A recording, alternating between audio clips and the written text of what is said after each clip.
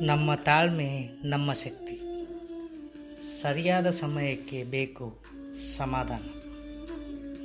ಬೇರೆಯವರ ಯೋಗ್ಯತೆಯ ಮಾತುಗಳಿಗೆ ತಲೆ ಕೆಡಿಸಿಕೊಳ್ಳುವುದನ್ನು ಮೊದಲು ಬಿಡೋಣ. ನನ್ನ ಅಮೂಲ್ಯವಾದ ಸಮಯವನ್ನು ಅವರಿಗೆ ಏಕೆ ಕೊಡಬೇಕು?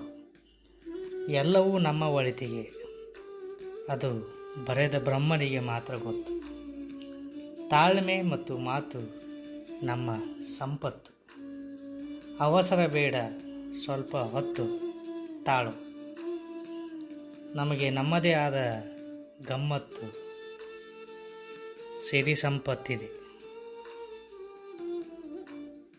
ಸಮಯಕ್ಕೆ ಸರಿಯಾಗಿ ಯಾವುದು ದೊರಕಬೇಕು ಅದು ದೊರಕುತ್ತೆ. ಸ್ವಲ್ಪ ಸಮಯ ತೆಗೆದುಕೊಳ್ಳಬಹುದು. ಮೊಟ್ಟೆಗೆ ಹೊರಗಿಂದ ಪೆಟ್ಟು ಬಿದ್ದರೆ ಮೊಟ್ಟೆ ಹೊಡೆಯುತ್ತೆ, ಒಂದು ಜೀವ ಹಾಳಾಗುತ್ತೆ. ಅದೇ ಮೊಟ್ಟೆಗೆ ಒಳಗಿಂದ ಪೆಟ್ಟು ಬಿದ್ದರೆ ಒಂದು ಜೀವ ಹುಟ್ಟುತ್ತೆ ಅಲ್ಲವೇ ಸ್ನೇಹಿತರೆ? ನಿಮ್ಮ ಅತ್ಯಮೂಲ್ಯವಾದ ಸಮಯಕ್ಕೆ ತುಂಬು ಹೃದಯದ ಧನ್ಯವಾದಗಳು. ಮತ್ತೆ ಸಿಗೋಣ. ಸಬ್ಸ್ಕ್ರೈಬ್ ಮಾಡಿ ಹೆಚ್ಚಿನ ವಿಡಿಯೋಗಳಿಗೆ. ಬಾಯ್.